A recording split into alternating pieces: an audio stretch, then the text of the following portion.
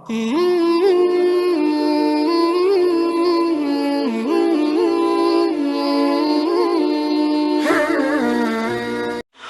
yatawaffakum malakul mautil ladzi wukkila bikum thumma ila rabbikum turja'un. Firman Allah, katakan wahai Rasul,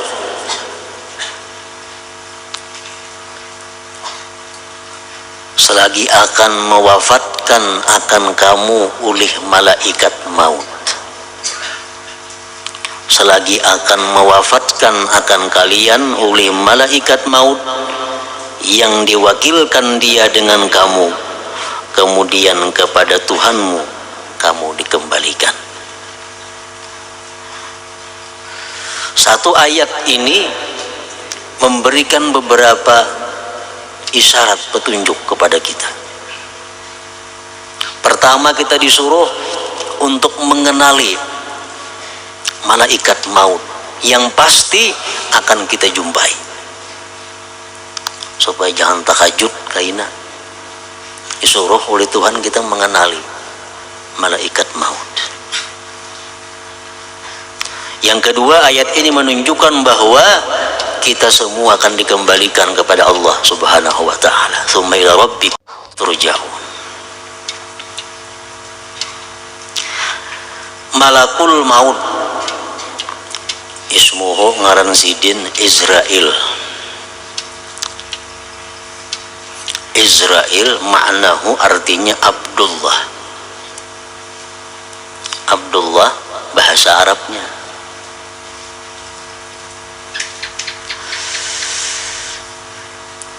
Lahu rusulun, bagi malaikat maut yang bernama Israil ini banyak mempunyai utusan-utusan yang selalu dikirim kepada manusia. Makin banyak utusan itu datang kepada kita, artinya makin dekat nang mautus datang kepada kita. Lahu rusulun katsirah. Kama warada fil khabar, di dalam hadis disebutkan asyaibu wal amradu wa taghayyuru sam'i wal basar wal ajzu min rusuli malakil maut.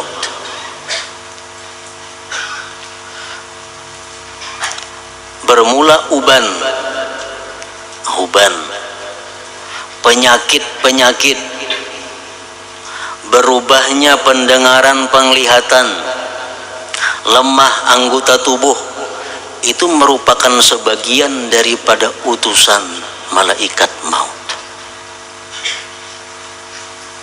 Rambut kita dahulunya hirang, dahulunya bagus,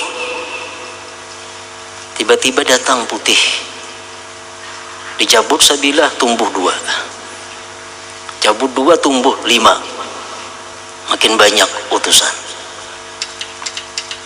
Dulunya sihat, dulunya kada pernah sakit, datang utusan malaikat maut, mulai datang macam-macam penyakit. Dulunya mata, telinga normal, sekarang mata betasma, telinga pakai alat. Dulunya kuat, sekarang lemah.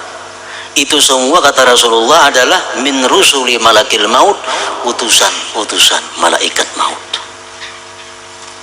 Dan ini merupakan bagian dari kasih sayang Allah Subhanahu wa taala kepada kita. Bahwa kita dikabari oleh Allah. Jauh-jauh hari kita dikabari.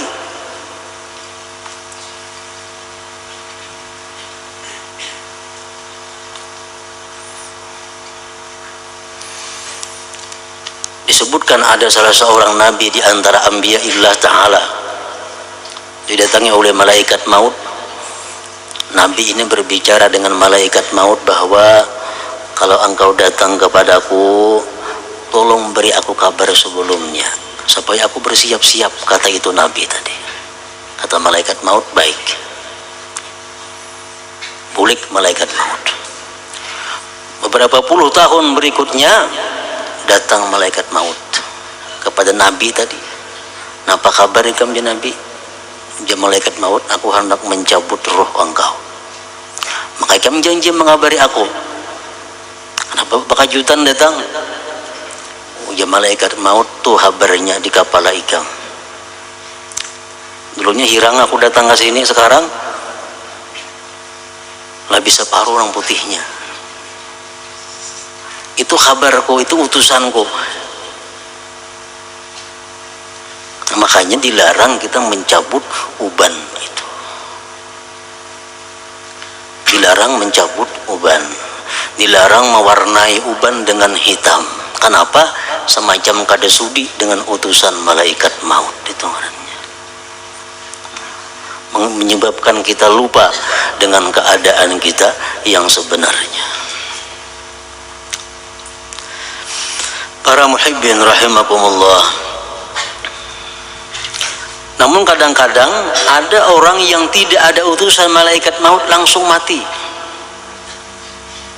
Orangnya kada behuban, orangnya masih sigar, orangnya masih bugar, mata masih hawas, talingnya masih baik, mati mendadak. Itu ada juga sebagian manusia. Rasulullah SAW bersabda, mautul faj'ah rahatul mu'min wa asapun alal fajir. Rawahu Ahmad. Mati yang mendadak seperti itu sesuatu rahmat, sesuatu kelapangan kalau dia orang yang beriman. Kalau orang beriman, setiap saat pun dia mati baik. Kenapa? Karena setiap saat dia siap untuk menghadap Allah Subhanahu wa ta'ala. Tapi kalau orang yang fajir, orang yang fasik, orang yang banyak maksiat kepada Allah, mati bakajut, celaka atasnya. Rasa hidup lagi, rasa sigar, rasa apa? Rasa panjang umur, karena kada ada penyakit, kada ada uban, gigi masih baik, semua mati. Asafun, ini merupakan penyesalan, kerugian, kesedihan kalau orang itu fajir.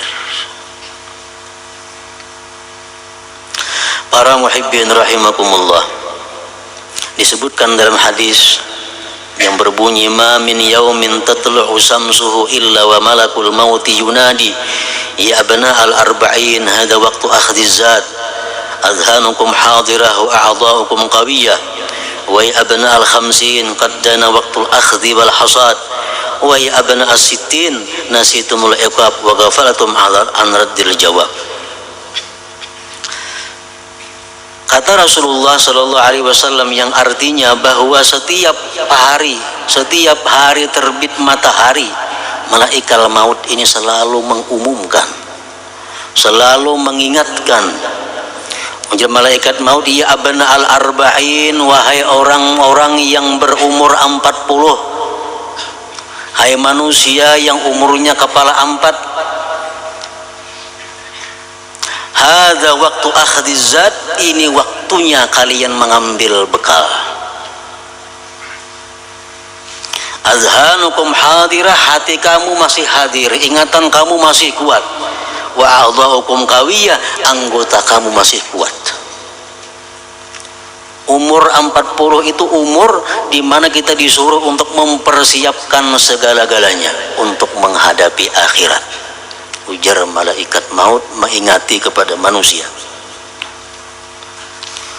Waktu umur 40 kita bisa guring 2 jam sehari. Waktu umur 40 kita masih bisa kadang-kadang kada guring 24 jam. Bekerja, beribadah, beramal kepada Allah Subhanahu wa ta'ala. Ini waktunya kita untuk bersungguh-sungguh.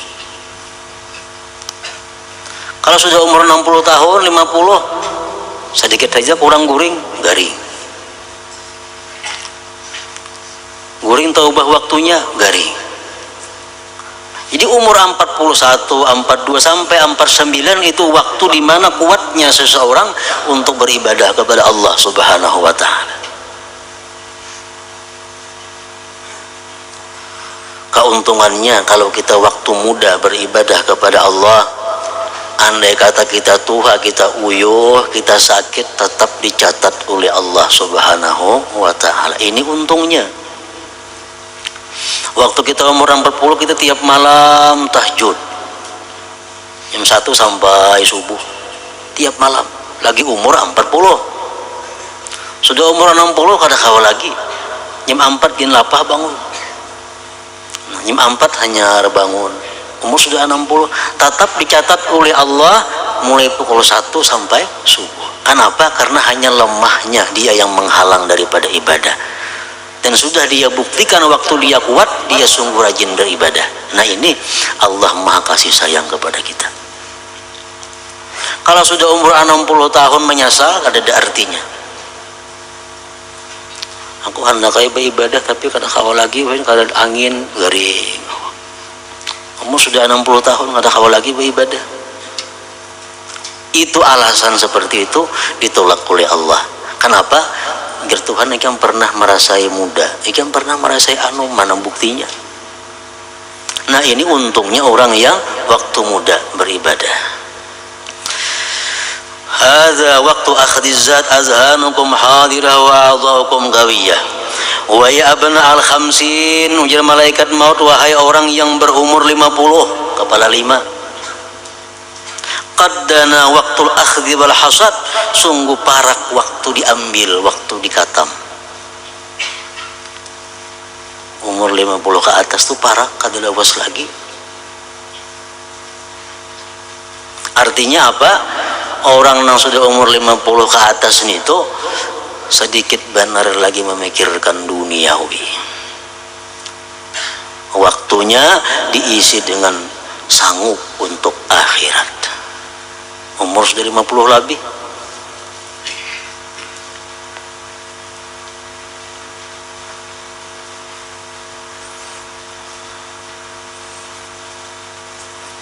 Nah, hadza waktu akhdizat wa qaddana waktul akhdhi wal hasad, wahai orang yang umur 50 tahun, waktunya sudah parak. Kada kawa ditambal-tambal, kada kawa diundur-undur lagi. Wa ya abna sitin, wahai orang yang umur 60 tahun, kata malaikat, nasitumul iqab, apakah kamu lupa akan iqab, akan siksa Allah? Umur 60 masih begalut saja di pasar lagi. Umur 60 masih sibuk dengan urusan dunia. Apakah kamu lupa akan siksa Allah? Bagaimana kamu nanti menjawab pertanyaan Allah Subhanahu wa ta'ala?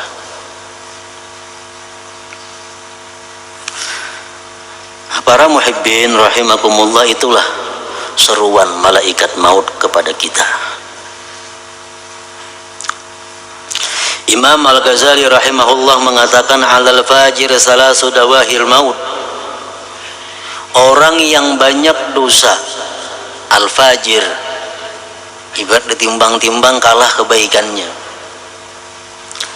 Dia itu kalau mati menemui 3 huru hara yang dahsyat.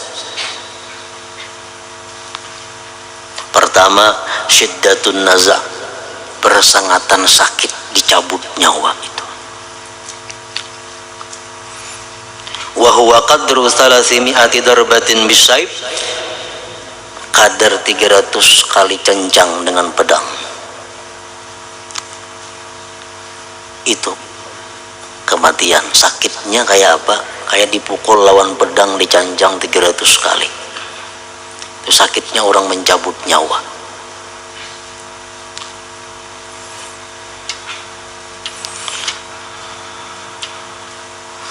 Kalau dia orang yang tidak beriman kepada Allah, orang yang durjana, orang yang banyak dosa, hendak mati itu awaknya sakit, hatinya sakit, double. Hatinya sakit, awaknya sakit.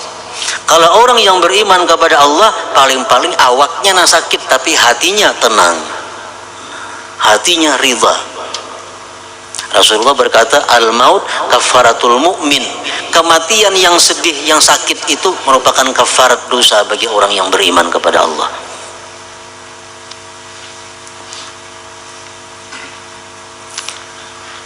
Imam Ghazali membandingkan kayak apa sakitnya itu mati bagi orang-orang yang jahat. Contoh, andai kata kita dipukuli oleh perampok, mulai kepala sampai betis dipupuhnya, dipukulinya oleh perampok, kepala sampai betis berluka-luka, sakit kan itu, sakit. ditambah lagi pulang seluruh harta kita, anak kita, bini kita, jabatan kita, kekasih kita diambil oleh perampok semua. Bayangkan kayak apa sakitnya hati kita. Awak itu dipukuli mulai kepala sampai betis, rumah diambil perampok, bini, anak, kekasih, semuaan kada bertinggal sebuting pun kada ada lagi, tinggal sebatang kara kita hidup. Kayak apa sakitnya kayak itu. Nah, itu nggak bisa dicontohkan kayak apa sakitnya itu mati. Nah, orang nang mati macam itu, di samping menghadapi sakitnya mencabut roh, bagi orang yang cinta kepada dunia, bagaimana sakitnya hati meninggalkan harta yang sekian banyak. Makanya kalau orang sedikit harta, makin sedikit sakitnya mati. Orang yang sedikit anak, makin sedikit sakitnya hati. Kenapa? Karena hub cinta kepada anak, cinta kepada harta itu menyakiti hati kalau berpisah kepadanya. Mana dipukuli orang, anak diambil orang, bini diambil orang, kada boleh bertemu lagi, semuaan habis. Nah, bayangkan kayak apa sakitnya kita saat itu. Nah, itulah bagian kecil yang bisa dicontohkan untuk merasakan bagaimana kematian itu. Orang kadang-kadang hilang jabatan aja stres sudah. Ada motor masih ada, rumah 2-3 buah, berisi bini 2, anak banyak, berisi harta berlimpah ruah, jabatan ampe stres. Hanya jabatan, awak masih sihat lagi tuh. Nah, bayangkan kalau awak sudah sakit dipukuli orang, jabatan diambil, semuaan habis, kayak apa sakitnya. Nah, itulah perumpamaan yang bisa dicontohkan sedikit tentang kematian.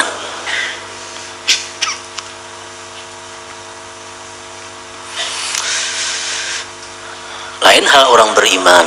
Nah, orang beriman, orang yang takwa kepada Allah, orang yang tawakal kepada Allah, ada akan menemui sepedih itu.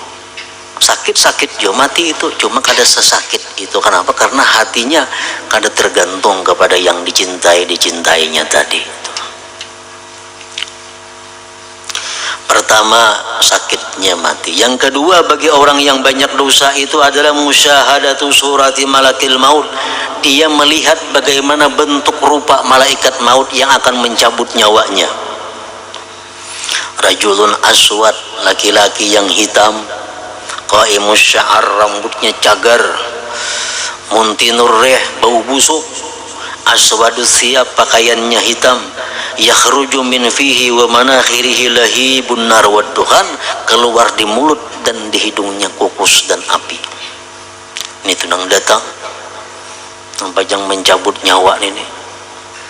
Itu kalau kita banyak dosa, banyak maksiat, malaikat mautnya macam itu nang datang. Yang ketiga, musyahadatuhum mawadi'ahum minan nar. Sebelum dia mati, diperlihatkan tempatnya di dalam neraka. Ini orang yang fajir durjana tadi. Nah, 3 itulah kesusahan-kesusahan yang dihadapi bagi orang yang mati banyak membawa dosa, maksiat kepada Allah Subhanahu wa taala. Rasulullah bersabda, la yakhruja ahadukum minad dunya hatta ya'lama aina masiruhu wa hatta yara maq'adahu minal jannah awin nar. Tidak keluar salah seorang kamu daripada dunia sehingga dia tahu tempatnya kemana dia kembali. Dia sudah melihat ke neraka atau ke surga.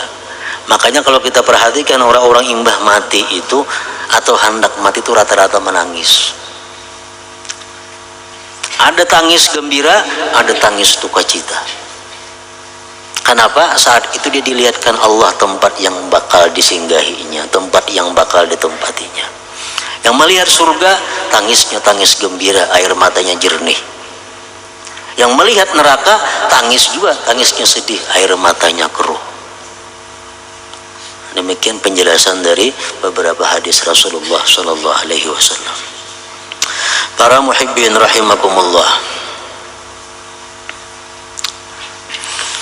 mengingat malaikat maut, mengenal malaikat maut, mengingat kematian merupakan sesuatu yang disuruh oleh agama. Rasulullah bersabda, "Aktsiru min dzikril maut fa innahu yumahhisu dzunub wa yuzahidu fid dunya." Banyak-banyaklah kamu mengingat kematian karena itu menghapuskan dosa dan membuat kamu renggang dengan dunia. Isuk mati, siapa yang wani ke pasar hari ini nah? Siapa yang wani bulah baju hari ini kalau isuk tahu bakal mati? Orang yang mengingat kematian, orang yang terhapus dosanya dan dia akan renggang dengan dunia.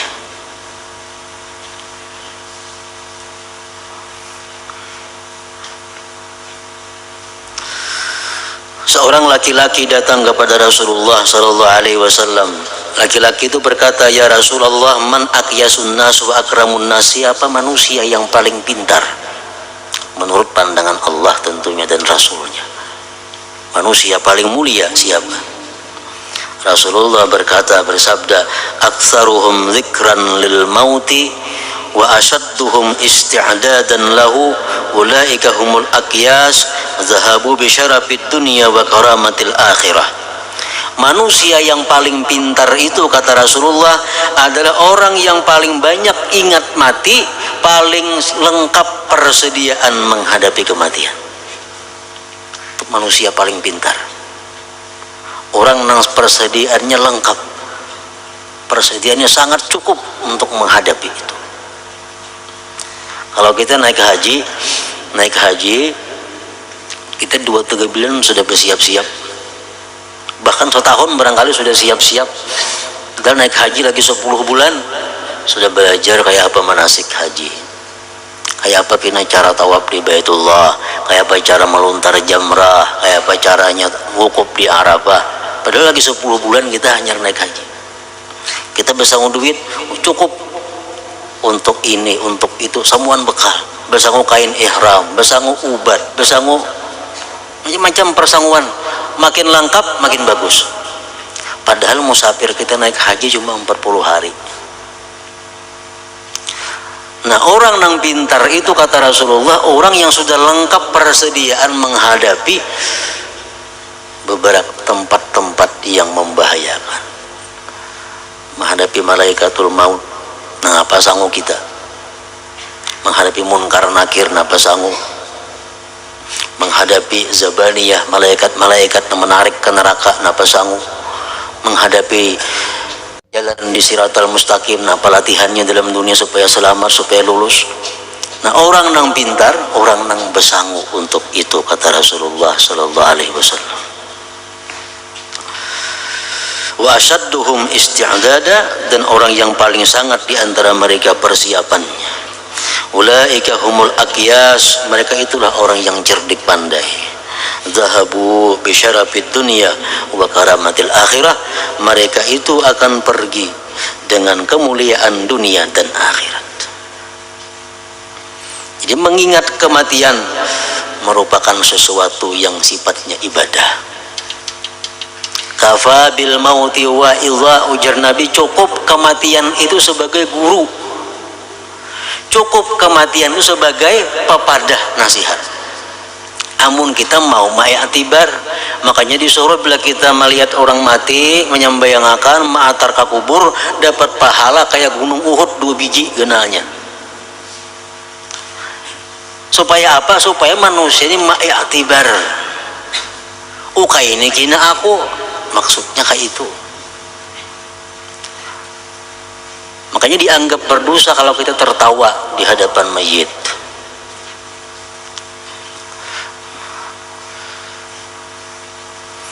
Bini-bini mati, bini-bini cuma ambil i'tibar. Laki-laki mati, laki-laki mengambil i'tibar. Sidin bercari dahulu siang malam, halal haram. Mati dibuat di dalam kubur, karena apa-apa dibawa rumah sagan bini. Sampai 100 kawin nang bini. Itu i'tibar bagi kita. Kayak itu kena aku berhimat mencariakan bini anak. Aku mati mana ingat lagi lawan aku nya, beremian, berminuman, bermainan. Aku mah dalam kubur menyandangnya harta nang kucariakan siang malam halal haram itu hendaknya diiktibar oleh kita. Bini-bini iktibar, ada yang mati bini-bini, bini-bini mati tinggal galak kakalo, laki kawin diunjuk ke bini hanyar galak kakalo ngerumah, kayak apa rasanya tuh? Rumah bini nang hanyar, pakaian bini nang hanyar makainya, motor bini nang hanyar makainya, nang baisi motor. Nah amun bibinian macam itu ma'itibar, insya Allah bibinian kada nang bakhilnya lagi. Tapi kada mau ma'itibar hingga orang nang mati itu kada aku. Padahal disuruh kena aku nang mati seperti itu. Nah para muhibbin rahimakumullah, kafa bil mauti wa idha, cukuplah mati itu kata Rasulullah sebagai penasihat kamu. Cukup orang mati sebagai penasihat kamu. Nah kita harapan kita kepada Allah agar kita ditetapkan iman Islam waktu menghadapi sakaratul maut.